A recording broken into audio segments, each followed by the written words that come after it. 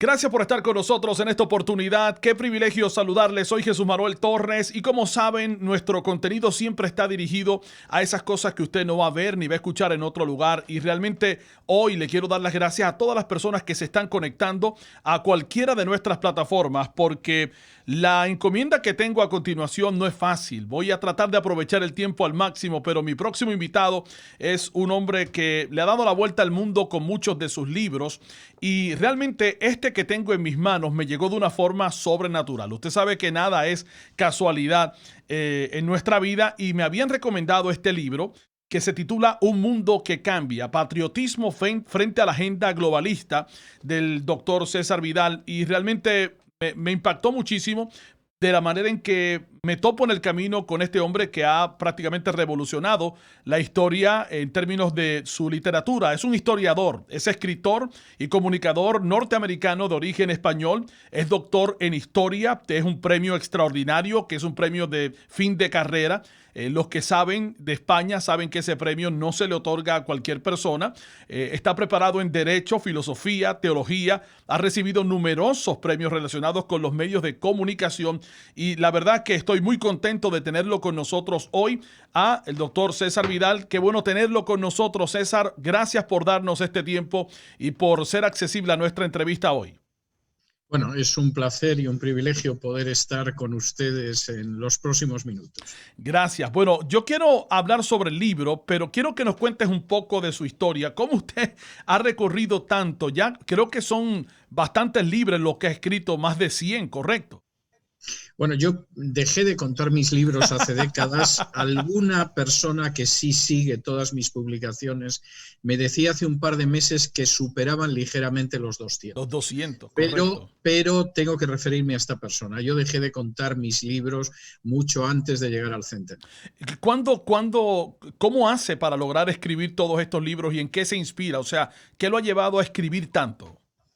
Mira, escribir es una cuestión que no viene de la inspiración, ¿eh? Es en un 90% es transpiración y en un 10% es inspiración. Escribir implica un trabajo, es un trabajo muy duro. Si lo quieres hacer bien, es un trabajo de tener que contrastar mucha documentación y muchas fuentes y efectivamente es un trabajo que yo a veces digo que exige también tener unas nalgas de acero porque significa que vas a pasar muchas horas sentado a lo largo del día, tanto si estás en archivos, en bibliotecas o en tu propia casa escribiendo. Yo he tenido siempre claro que para mí la escritura era algo instrumental. Es decir, yo no creo en la literatura por la literatura, ni escribir por escribir. No me voy a morir si dejo de escribir algún día, porque hago muchas cosas aparte. Yo hago literatura y escribo porque creo que es una manera de arrojar luz. Y de arrojar luz para que la gente que me rodea pueda ver con más claridad el mundo en el que está viviendo. A veces eso toma la forma de una novela infantil, aparecen unos álbumes míos infantiles en unas semanas en español y en inglés que se van a publicar en Estados Unidos. A veces han sido novelas para gente más adulta, a veces han sido ensayo, biografía, libros de historia, pero siempre la idea ha sido poder arrojar luz en un momento concreto.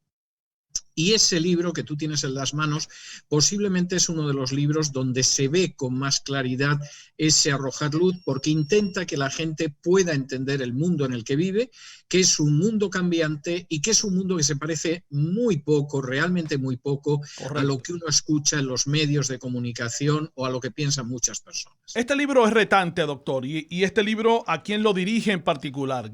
Porque Un mundo que cambia plantea varios temas y voy a ir sobre ellos rápidamente. Yo sé que no tenemos el tiempo para hablarlos todos, pero uno de los temas que quisiera comenzar, quiero comenzar por el final, porque Me parece muy bien. el final me inquietó muchísimo y es el tema del coronavirus. Usted incluye en esta edición un epílogo sobre el coronavirus y lo plantea como un reto a nivel global donde nosotros está procurando unir una serie de elementos sociales que van a provocar otro tipo de cambios dentro de esta estructura social que conocemos. ¿Qué es lo que usted plantea en ese epílogo respecto al mundo actual post-coronavirus como usted lo está viendo y plasmando en este libro?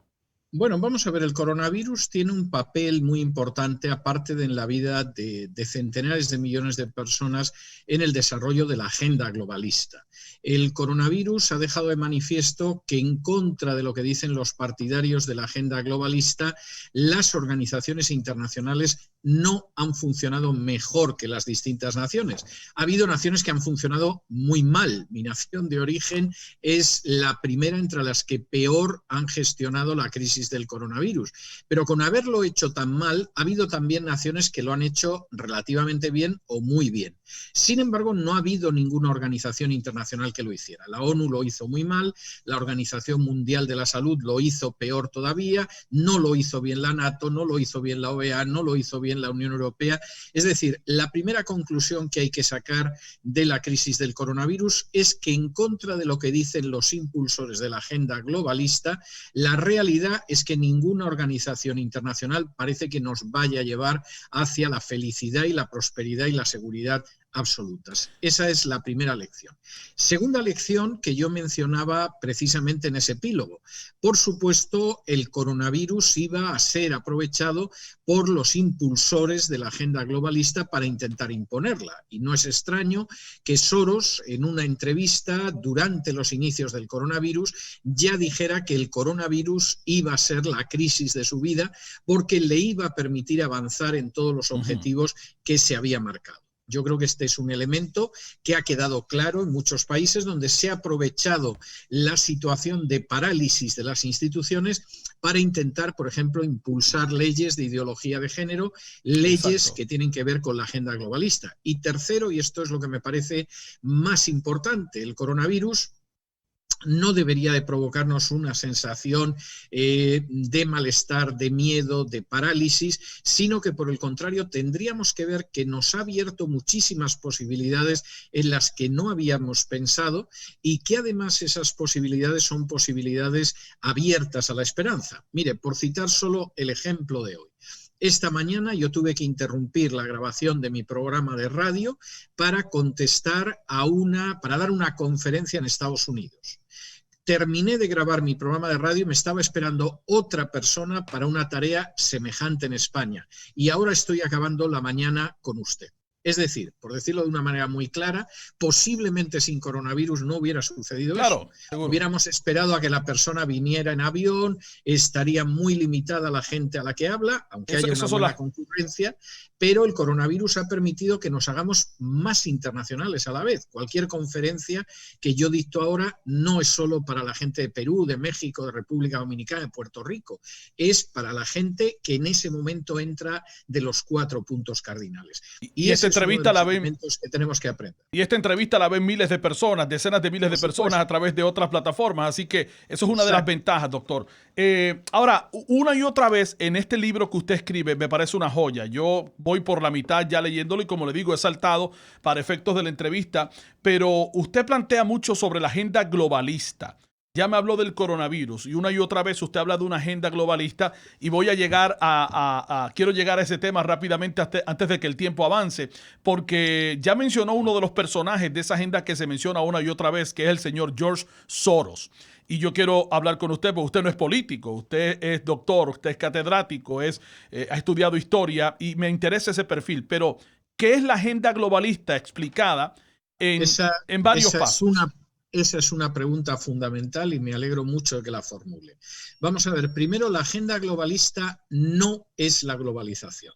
Es decir, la globalización es un fenómeno maravilloso que hace que usted esté en una parte del mundo, yo esté en otra, podamos hablar, haya gente que entre y que conversemos. La agenda globalista permite que los automóviles norteamericanos se puedan vender en China. La agenda globalista permite que usted pueda comprar objetos fabricados en Japón. La agenda globalista en términos generales es buena. Perdón, la globalización es buena.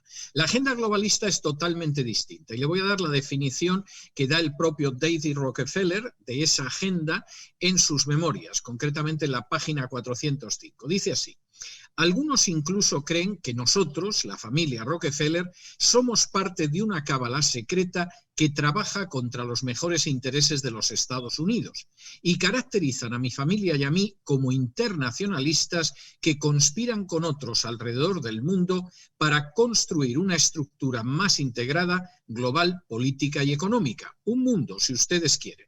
Pues bien, si esa es la acusación, me declaro culpable y estoy orgulloso de ello. En palabras de Rockefeller, no de mí, no de un conspiranoico, no de alguien que tiene ideas raras, la agenda globalista es una cábala secreta que trabaja en contra de los mejores intereses de su país de origen, en el caso de Rockefeller, de Estados Unidos, y que busca crear un mundo, una estructura totalmente global e integrada que afecta a la política y que afecta a la economía. Esa agenda globalista significa que la mayoría de los países van a ir perdiendo poder, independencia, libertad y soberanía en favor de eso que el propio David Rockefeller califica de cábala secreta. Por darle una ilustración, es como si usted toma un huevo en la mano, le practica un agujerito, se escurre la yema y la clara y queda algo que parece que es un huevo, pero ya solo es la cáscara vacía. La agenda globalista pretende reducir a las naciones a la condición de cáscara vacía y que finalmente esa riqueza de las naciones acaba en manos de una pequeña cábala secreta, insisto, en palabras de David Rockefeller.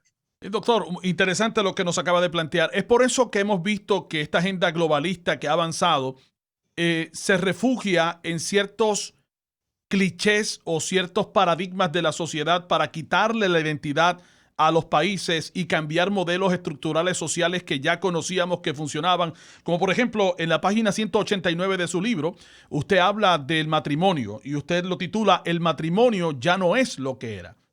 Hubo una agenda del Tribunal Supremo de los Estados Unidos, en particular acá en la nación norteamericana, y eso se cambió, y eso dio paso a unas leyes, y eso dio paso, y hoy todavía en Puerto Rico estamos en medio de unos debates porque existe una persona que se ofreció al electorado y que es pastor y que es conservador y que cree en el matrimonio entre un hombre y una mujer, pero estas leyes vienen de Washington, no vienen en Puerto Rico, o sea, no las dicta el país. Y todo el debate, doctor, ha girado en términos de la perspectiva de género, que también usted habla de la perspectiva de género como parte de esa agenda. Vamos a ver, hay tres grandes obstáculos para la agenda globalista. El primer obstáculo es la identidad nacional, es la cultura nacional. Y la agenda globalista intenta destruir las distintas culturas nacionales y sustituirlas por una visión que encaje en todo el mundo de manera igual. En segundo lugar, y esto es muy importante, el gran obstáculo de la agenda globalista es la familia. Y lo es por dos razones. Primero, porque la familia implica un crecimiento de la población mundial y la agenda globalista quiere reducir de manera drástica la población mundial. Para que usted se haga una idea y la gente que nos está escuchando, desde que se aprobaron las primeras leyes de aborto en los años 80, en los abortorios han sido exterminados más de 1.400 millones de niños. Es una cifra, como la de toda la población de la República Popular China, es una cifra que hace que la suma de muertos de las dos guerras mundiales parezca casi una excursión de escuela dominical. 1.400 millones de niños. Le voy a dar otra pincelada en este sentido. En Estados Unidos se insiste mucho, hay un movimiento que se llama Black Lives Matter, las vidas negras importan. Parece que esas vidas solo importan si es la vida de un negro al que abate un policía blanco. Porque nadie habla de que desde la legalización del aborto en Estados Unidos, desde los años 80 para acá, en los abortorios de Estados Unidos han sido exterminadas 18 millones de vidas negras. Al parecer, 18 millones de vidas negras que no le importan absolutamente a nadie. O sea, usted está diciendo que hay hipocresía dentro de estos movimientos y que no están basados en realidades. Bueno, es que la realidad es tremenda. El número, insisto, de niños negros abortados en Estados Unidos desde los años 80 para acá es más del triple de todos los judíos que perecieron en el Holocausto bajo el nazismo. Me parece que son cifras verdaderamente para pensarlas. Y junto con ese ataque a la familia que va en la línea del aborto, está también el impulso del matrimonio homosexual, que lógicamente es estéril. Si el género humano fuera homosexual, habría desaparecido hace milenios de la faz de la Tierra.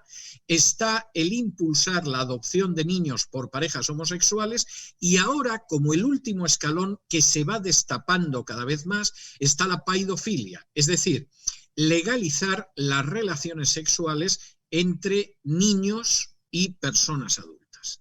Ese es el segundo que ya lo hemos visto pasando, por ejemplo, en lugares como Nueva York, legislaciones que se están dando en diferentes partes de los Estados Unidos. Bueno, en California hace apenas unos días pasó una norma que ha sacado de la lista de delincuentes sexuales a los que han agredido sexualmente a niños.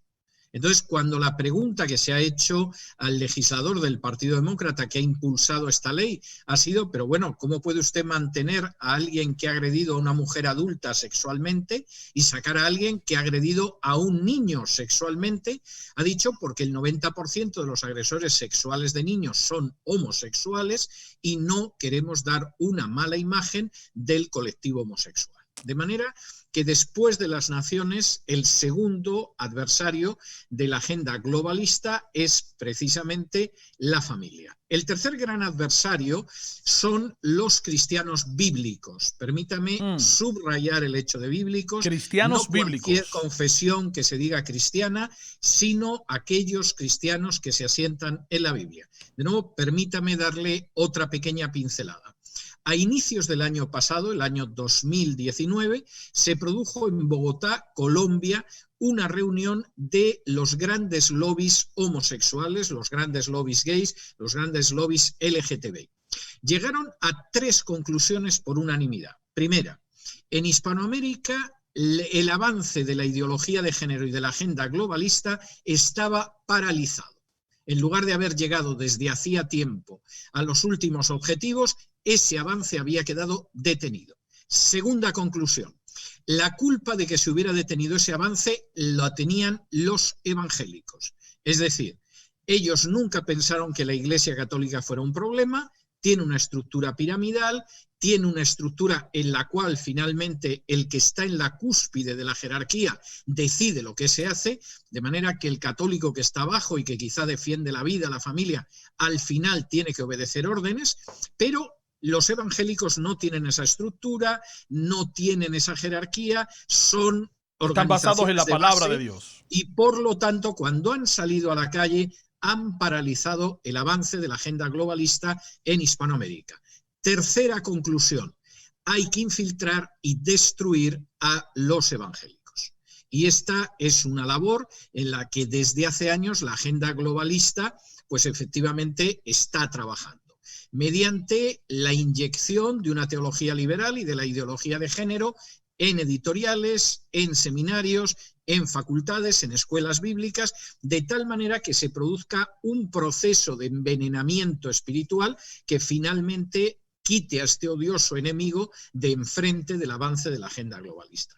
Yo creo que estos 3 aspectos tienen que quedar muy claros para comprender el mundo en el que estamos.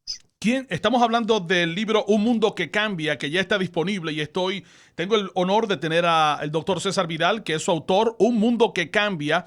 Esto es una pieza de colección para todos aquellos que quieran entender el mundo en el que estamos viviendo y que también tiene la otra parte que tal vez usted no ve en los medios y en los networks que usted va a poder sintonizar, ¿verdad? Porque es parte de una agenda y de una línea editorial. Doctor, ¿qué le dice a las personas antes de terminar con el último tema, que es la democracia? Y quiero oír ese tema con usted, que es uno de los capítulos que comienza el libro. Fíjese que he venido desde atrás hacia el frente. ¿Qué le dice a los creyentes que nos están viendo sobre lo más que le preocupa de este tiempo que estamos viviendo, donde se está grabando esta entrevista, donde Estados Unidos está eligiendo un presidente, Puerto Rico está eligiendo un gobernador, hay múltiples elecciones importantes ocurriendo, y qué rol juega el creyente bíblico, el cristiano bíblico que usted está hablando, para poder preservar unos valores, o esto es algo que ya va a ocurrir? No, Tengo que decir que vivimos en una generación totalmente crucial en estos momentos y que podemos estar absolutamente a punto de conocer una revolución espiritual en el mundo hispano como no se ha vivido jamás, o por el contrario podemos perder la ocasión. Pero desde luego esto no está decidido. De nuevo, déjame que te dé una nueva pincelada que creo que lo va a ilustrar. Por favor. En el año 1975, eso en términos históricos ha sido esta mañana temprano, en el año 1975 el 93% de la población de Hispanoamérica era católica. 93%, es decir, el número de evangélicos no llegaba al 5% en la mayoría de los países y luego había gente de religiones de origen africano, etcétera. En 1995, 20 años después, el número de católicos en Hispanoamérica había descendido al 80%. Y esa diferencia enorme se había integrado mayoritariamente en iglesias evangélicas. De 1995 a la elección del Papa Francisco, que tuvo mucho que ver con el intento de frenar el avance evangélico en Hispanoamérica, los católicos pasaron en Hispanoamérica del 80 al 67%. ¿Qué quiere decir esto? Esto quiere decir que si las iglesias evangélicas se centran en la Biblia, si no pierden el tiempo, si efectivamente tienen claro que tienen que ser sal y luz, en los próximos 20, 25 años, la mayoría de Hispanoamérica será evangélica. Y eso puede provocar no solo una enorme revolución espiritual, sino también cambios sociales, económicos, políticos, familiares, como no los ha vivido jamás Hispanoamérica. Estamos en una época crucial en la que nosotros decidimos si vamos a transformar las naciones, como seguramente ni siquiera podemos imaginar que las podemos transformar, o si por el contrario perdemos esta batalla, dejamos pasar la oportunidad y entramos en uno de los periodos más negros de nuestra historia. ¿Cómo se involucra el creyente, el cristiano bíblico al que usted hace referencia? O sea, ¿qué opciones tienen? Porque ellos pueden decir, es que aquí mandan los partidos de mayoría, o aquí los que tienen el poder es el gobierno y no le hace caso al pueblo. ¿Cómo usted ve esa revolución espiritual pasando prácticamente? ¿Qué pasos tienen que darse? Bueno, hay una serie de pasos que a mí me parecen importantes. El primer paso implica un centrar la vida cristiana en la Biblia. Lamentablemente, eso no siempre está tan claro, pero es imposible. Cualquier revolución de carácter espiritual que se haya producido en la historia del cristianismo, desde la reforma del siglo XVI a sucesivos avivamientos hasta el día de hoy, sin centrarse de manera muy clara, muy firme y muy arraigada en la Biblia. Ese es el primer aspecto. El segundo aspecto es reconocer que el cuerpo de Cristo tiene muchos miembros.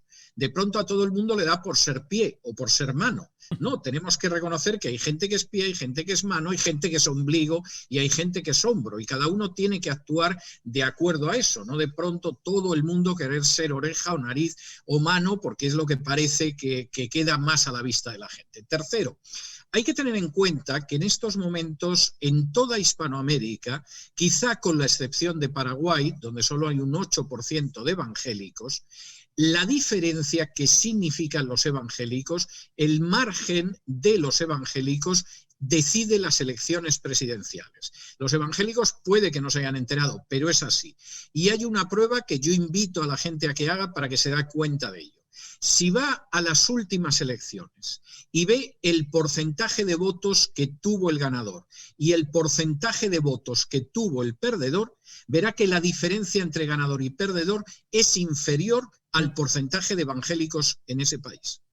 Eso quiere decir que los evangélicos pueden provocar un vuelco electoral y que tienen que saber dirigirse a los candidatos y decirle, mire, nosotros no somos gente de partido, no somos gente política, no somos gente que se deja llevar por ideologías, pero somos gente de principios. Si usted no va a defender la libertad de conciencia, si usted no va a defender la vida, si usted no va a defender la familia, no va a tener nuestro voto.